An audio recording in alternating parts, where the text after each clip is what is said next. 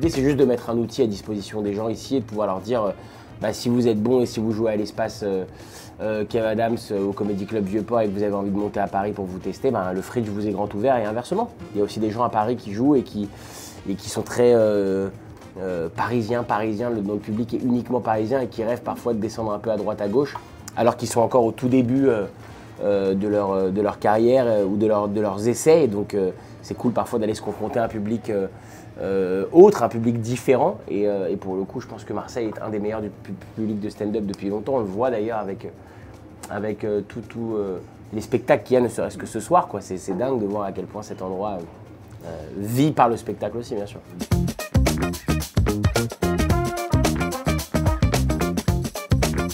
J'avais sorti cette photo pour le dossier qu'on avait fait sur les 10 ans de l'espace Kev Adams.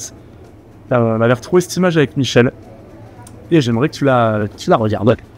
Ouais, Est-ce que tu te rappelles de c'est une belle image. cette soirée ? Ouais, je me rappelle très bien sûr. C'est un moment qui a quand même marqué, ma carrière. C'était fou de pouvoir vivre ça. On faisait le spectacle Kev et Gad à l'époque qui jouait au Dôme de Marseille. On est en 2016, ouais. On me rappelle. Donc c'était il y a presque 9 ans. Et Jamel était venu nous voir et on avait fait un sketch d'ailleurs tous ensemble sur scène et c'était assez magique. Et à la suite de ça, on était venu donc à l'espace pour justement